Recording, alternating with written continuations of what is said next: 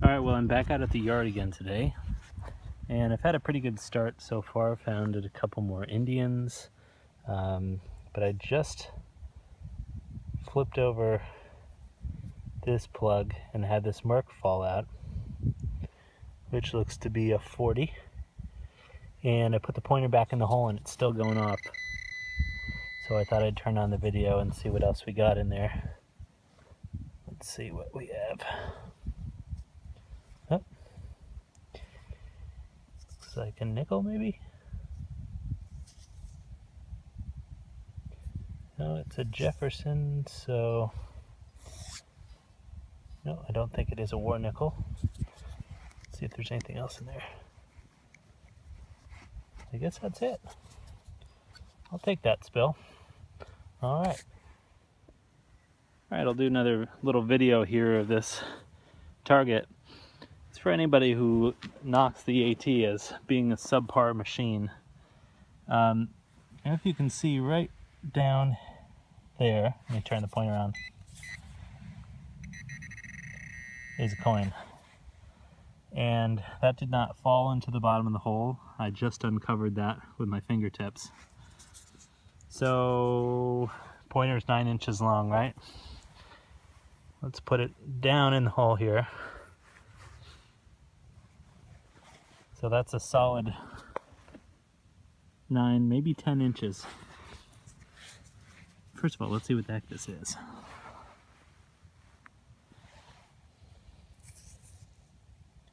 That's a buffalo. Alright, so this nickel was between 9 and 10, I'd say pushing 10.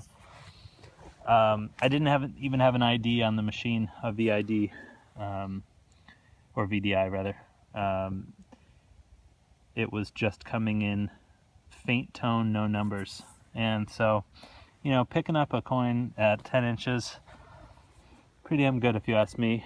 So you got to imagine on a copper or a bigger coin, a quarter, it's going to go even deeper than that. And, you know, that kind of numbers, performance are right up there. So love this little machine. I've actually been using the E-Track this morning and did manage that one silver with it, but switching over to the AT here with bigger coil. Keep you posted. All right, I had another good nickel tone, and I have managed an older one this time. Looks to be a shield nickel, and it actually looks to be in pretty nice shape. I think I could almost read the date here.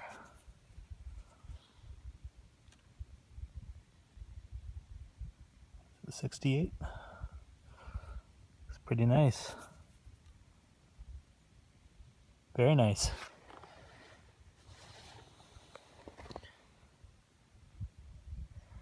Some positives and negatives about the soil here. The good thing is that it's really sandy, and as a result it's pretty nice to the coins. The downside is it's really loose, and I've been finding, you know, coins from the 40s and wheat, you know, 8-9 inches deep, and this place should have you know, hypothetically some good coppers from the mid to late 1700s and other items from that period, because of the original house that was here that burned. So, you know, finding stuff from the early 1900s that's that deep makes me wonder if the older stuff has sunk somewhat out of detector range, or if I'm going to have to try a different strategy to get at it. But anyway, can't complain with the results. There's a nice shield nickel. Alright, well, probably safe to say I just made the find of the day here. And I'm really glad I didn't hit this, because I thought this was just a surface clad quarter and I just kind of went tearing in after it. But I don't know if you can see there's a cross hatching over here, and then there's some plant looking forms coming over here. I think this is pewter, and if it is, I think it's got some good age to it. Okay, now I'm seeing a little clasp here, so maybe, oh, and look, there's Even on that back part there's hammering. So this is either a buckle or a brooch. I thought it was going to be a fancy rosette of some sort, but I'm thinking now that this might be a buckle. If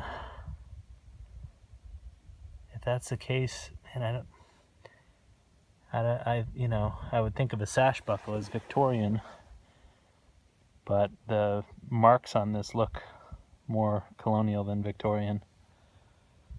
Anyway, that's a really interesting piece. Huh, okay, get back to you after we clean that one up for sure. All right, day 3 out on the lawn here, and just made my first good target here. I've only been out for about 5 minutes, and saw the silver, and it's a Washington 56, and sitting along with a nickel. All right, just to recap on this hole, there did end up being another coin in there. It was a 65 clad. That's pretty cool. That was silver quarter was lost after silver quarters were out. And also in the hole were 2 old cut nails or hand forged nails, some iron, and this giant chunk of coal was sitting right underneath those. And that does, for anyone who hasn't experienced it, coal does ring up, will set off your pointer, and usually comes in the 40s, low 40s in the AT Pro. So mixed bag in there, but I guess with this little concentration of coins, the detector was able to hear them just fine. So, all right, on the board with some silver today. All right, just made a nice little find here. It's a copper bracelet. Looks to be a kid size, very small. Has some kind of floral patterns on it, and looks like it probably had some gold gilt on it at some point. Looks like it might have a little bit of age to it. Hard to say exactly how much. Really nice tone on the AT Pro. I thought I was in for $50, but great piece. All right, another nice little find here. Looks like a little Victorian era pin. And I did search around for the stone a little bit. Probably could have done a better job looking for it, but I don't think this is solid gold. It's probably gilded copper if I had to guess. And check on that later, but really pretty little piece. Probably didn't have a real stone in it, is my guess. If this does turn out to be gold, I'll probably come back and look for the stone a little bit harder, but nice little period find. All right, I just dug that little Victorian pin about a minute ago.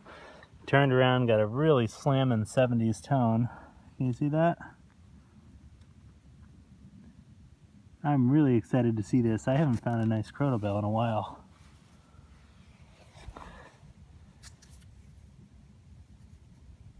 Give it a quick brush off here. Oh yeah, it's gonna clean up nice. That's fantastic. I just love finding bells. Looks to be an older one. Never sure. Some of them have this curved top as opposed to being squared across. Also, the hole in this one isn't a round hole, but it's kind of a slot there. That's kind of interesting. But for somebody who knew more about these, I wonder if some of those little details would help you date them.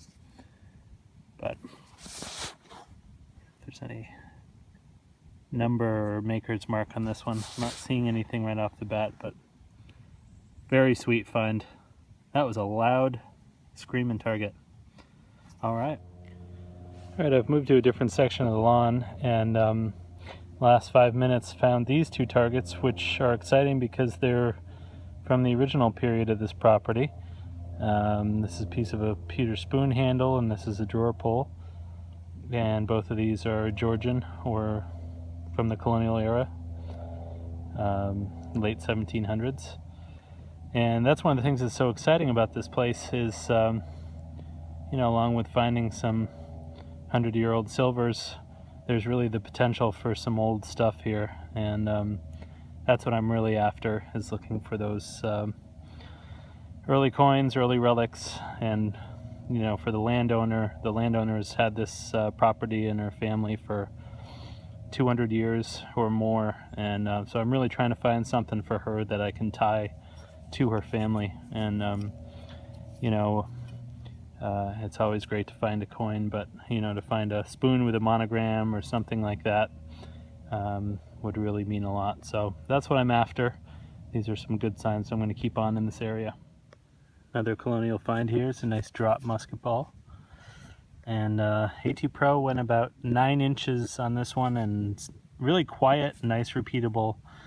I actually got a tone up into the 80s and was hoping for a deep copper or silver, but I'll definitely take that.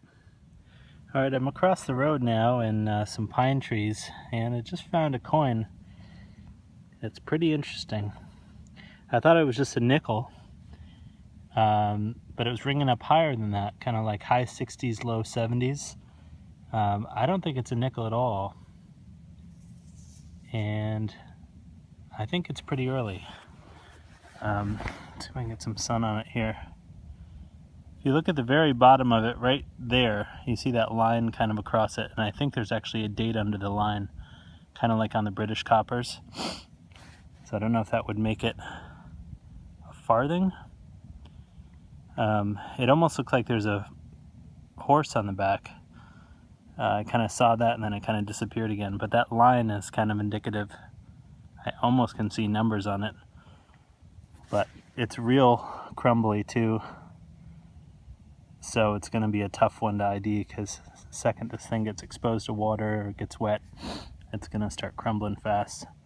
So I really hope I can get an ID on this thing, but that's really exciting. We'll have to take a measurement of it, see if it matches up for a farthing. All right, I'm definitely going to keep on in this area.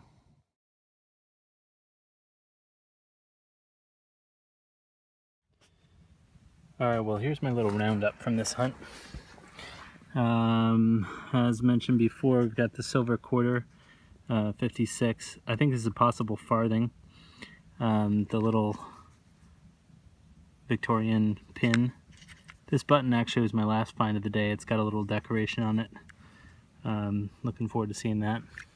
Pewter spoon handle, drawer pull, musket ball, wheats or Indians. I haven't cleaned those up yet.